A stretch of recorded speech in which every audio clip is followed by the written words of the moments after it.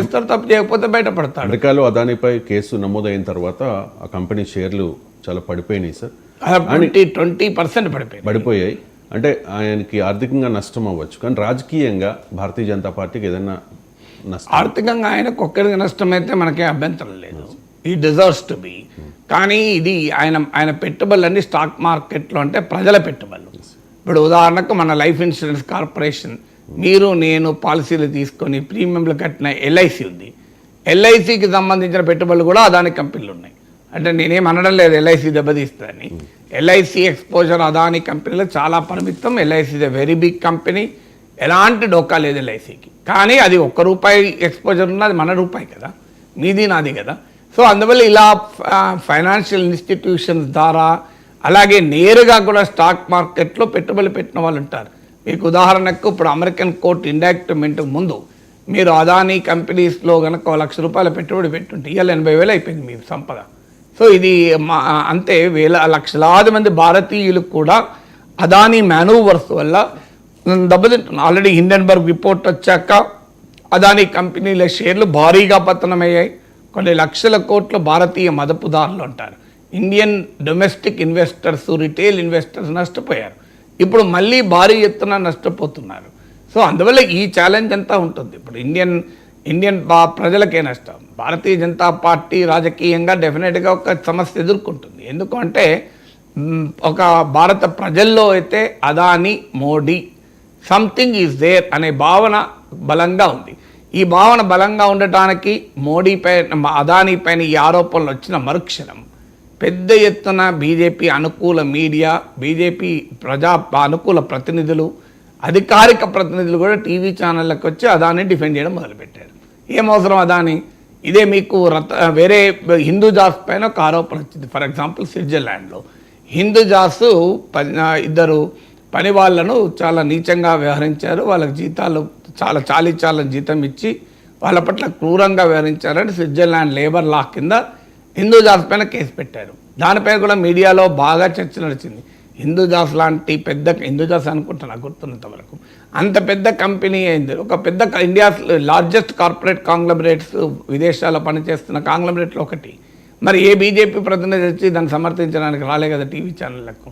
అదానీ అనేవరకు ఎందుకు వస్తున్నారు? మాకేం సంబంధం లేదంటారు, మాకేం సంబంధం అంటారు, మళ్ళీ అదానీ డిఫెండ్ చేస్తానికి మామూలుగా రారు మళ్ళీ. సో ఇది కెన్యా అదానీ కాంట్రాక్ట్లో రద్దు చేస్తే అది అన్యాయము. అమెరికా కోర్టులు చాలా తొందరపడి చర్యలు తీసుకుంటున్నాయి. అదానీ పైన కెన్యా తొందరపడి చర్యలు తీసుకుంటోంది. శ్రీలంక, బంగ్లాదేశ్ కూడా అదానీ కాంట్రాక్ట్లు రద్దు చేయొద్దు అంటూ పెద్ద ఎత్తున సమర్థిస్తున్నారు. మీరు ఎక్కడన్నా నేషనల్ మీడియా అంతా చూడండి, అదానీ తరఫున వచ్చిన రిప్రజెంటేటివ్స్ కాదు, అదానీ డిఫెండ్ చేసే వాళ్ళంతా బీజేపీ అనుకూల రాజకీయ విశ్లేషకులు, బీజేపీ ఈకో సిస్టమ్ నుంచి వస్తున్న వాళ్ళే. మరి మీకు ఏం సంబంధం లేనప్పుడు అదానీని ఎందుకు మీరు ఇంత డిఫెండ్ చేయాల్సి వచ్చింది? అందువల్ల అది ఎక్కడే కాదు, మీకు అదానీ అందరికీ తెలుసు. గుజరాత్ ముఖ్యమంత్రిగా ఉన్న రోజుల నుంచి అదానీ ప్రైవేట్ జట్లోనే మోడీ తిరిగేవారు. ఇదేం తెలియదు కదా అందరికీ. మీరు అదానీ వ్యాపార సామ్రాజ్యం గ్రాఫ్ గీయండి, మోడీ రాజకీయ పెరుగుదల గ్రాఫ్ గీయండి, మీకు క్లియర్గా కోయిన్సైడ్ కనబడుతుంది. మోడీ పెరుగుతున్న కొద్దీ అదానీ పెరిగాడు. సో ఇది క్లియర్ ఇండికేషన్. తర్వాత మీకు ఒక్క ఉదాహరణ చాలు, లక్నో, త్రివేంద్రం, గౌహతి ఇలా 6 ఎయిర్పోర్ట్లను అదానికి అప్పచెప్పారు. అప్పచెప్పినప్పుడు మినిస్ట్రీ ఆఫ్ కార్పొరేట్ అఫేర్స్, నీతి ఆయోగ్ చాలా క్లియర్గా రిటర్న్ నోట్ గవర్నమెంట్ ఫైనాన్స్ మినిస్ట్రీకి ఇచ్చింది. మినిస్ట్రీ ఆఫ్ కార్పొరేట్ అఫేర్స్ అంటే ఫైనాన్స్ మినిస్ట్రీలో భాగం, నీతి ఆయోగ్ అంటే గవర్నమెంట్ ఆఫ్ ఇండియాలో భాగం. గవర్నమెంట్ ఆఫ్ ఇండియాలో భాగం ఉన్న 2 వ్యవస్థలు స్పష్టంగా ఏమని చెప్పాయంటే ఇది చాలా క్యాపిటల్ ఇంటెన్సివ్, విమానాశ్రయాలు టెక్నాలజీ ఇంటెన్సివ్, రెండిటికన్నా ఎక్కువ ఏ ఒక్క కంపెనీకి ఇవ్వకండి అని రికమెండేషన్ ఇచ్చాయి. ఎవరిచ్చారు ఈ రికమెండేషన్? నీతి ఆయోగ్, ప్రభుత్వ సంస్థ. మినిస్ట్రీ ఆఫ్ కార్పొరేట్, ప్రభుత్వ సంస్థ, ఏ ప్రతిపక్షాలు చెప్పలే. కానీ ఆ NITI Aayog, ministry of corporate affairs సిఫారసులను పక్కకు పెట్టి నేరుగా అత్యున్నత స్థాయిలో రాజకీయ నిర్ణయం తీసుకొని 6 విమానాశ్రయాలు అదానికి అప్పచెప్పారు. అదానికి ఏ అనుభవం లేకపోయినా కూడా ఎట్లా అప్పచెప్పారు? మరి ఇది ఎలా జరుగుతుంది? సామాన్యులు జరుగుతుందా? తర్వాత జీవీకేకు అదానికి మధ్య నవీన్ ముంబై సేల్ పైన చర్చ జరుగుతున్న సమయంలో, సో జీవీకే వాళ్ళు ఒప్పుకోకపోతే జీవీకే పైన మీకు సిబిఐ, ఈడీ రైడ్ జరుగుతాయి. ఎట్లా జరుగుతాయి? సో ఆ తర్వాత ఒప్పుకుంటారు, ఆ తర్వాత అదానికి వెళ్ళిపోతుంది. అది ఇవన్నీ యాక్సిడెంటల్గా జరుగుతాయా? సో ఇవన్నీ యాక్సిడెంటల్గా జరుగుతాయని మనం నమ్మితే, సో సో అందువల్ల డెఫినెట్గా భారతీయ జనతా పార్టీకి ఇబ్బందికరమైన పరిస్థితి అయితే నెట్టివేయబడ్డారు.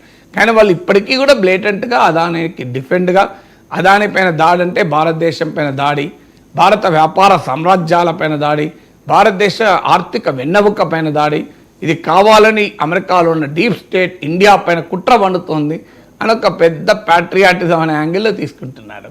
ఇది ఇండియా లీడింగ్ ఇండస్ట్రియలిస్ట్ తప్పు చేస్తే మన దేశానికి అవమానం కదా, మనం ఇమీడియట్గా డీలింగ్ చేసుకోవాలి. రైటా తప్ప ఆయన తెలుసుకుంటాడు.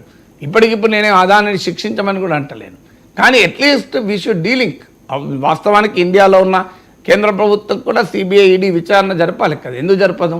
అదాని పైన ఇన్ని ఆరోపణలు వస్తున్నా సిబిఐ ఈడీ కేసులు ఎందుకు ఫైల్ చేయడం లేదు? వేరే ఇది ముఖ్యమంత్రుల్ని లోపలేస్తున్నారే, ఇప్పుడు అరవింద్ కేజ్రీవాల్ లోపలేశారు, హేమంత్ సోరెన్ లోపలేశారు.